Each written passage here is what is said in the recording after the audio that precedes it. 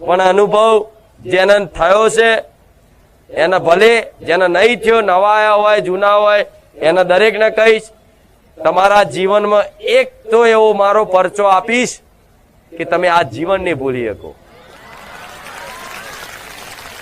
આમ તો પરચા તો ડગલે ને પગલે મારા અનુભવ થશે, પણ એક તો જીવનમાં એવો તો પરચો આલી છે કે જો કદાચ બારેજા ધામ ના જ્યાં હોત, રમવારી મેલડીનો ભેટો ના થયો હોત, તો કદાચ આજ અમારે આ વસ્તુ ના હોત, આ વ્યક્તિ ના હોત, આ ઘર ના હોત, અમે ના હોત. આવું તમારા જીવનમાં દરેક ના અનુભવ ના કરાવું તો હું સોલંકી પેઢીની રોમવારી મેલડી માતા નહીં. બરોબર? પાક્કું ને? વિશ્વાસ? ખાલી ખાલી નહીં ને? હા, એમ તો મને વિશ્વાસ છે. પાછા મારા બહુ ડાયા દીકરાઓ, મારી બહુ ડાઈ દીકરીઓ છે, પણ હવે દુનિયા ગોડા કે છે, ગોડા બનીને રહો. કોઈ દેવી શક્તિના તત્વને સમજી શકે? કોણ સમજી શકે? જેને દેવી શક્તિ સમજાવવા માંગતી હોય ને એ જ સમજી શકે. દેવી શક્તિને કોણ ઓળખી શકે?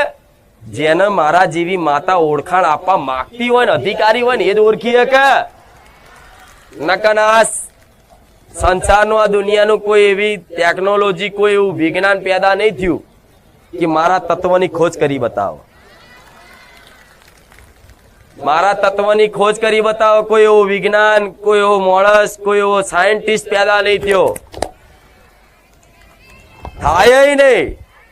કેમ કે આ બુદ્ધિથી પરેની વાતો છે અને સત્ય તમારથી પરે જ હોય. તમારી બુદ્ધિ બંધ થાય ને તારે મારો પ્રદેશ ચાલુ થાય.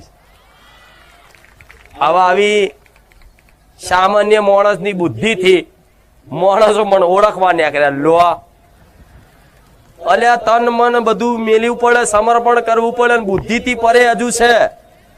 એ વિસ્તારમાં પહોંચો ને, ભક્તિના પ્રદેશમાં પહોંચો ને, તાર મારી મેલડીને દર્શન થાય, મારી અનુભૂતિ થાય, મારી ઓળખ થાય. નકન થાય બુદ્ધિથી જોશો તો ગાદી દેખાશે, ગાદી પર બેઠેલો વ્યક્તિ દેખાશે, વ્યક્તિ ચૂંદડી ઓઢેલી દેખાશે, વ્યક્તિનો અવાજ સંભળાશે, વ્યક્તિના હાથ દેખાશે, પણ અંદર બેઠેલી હૃદયમાં મારા જેવી માતા દેખાય.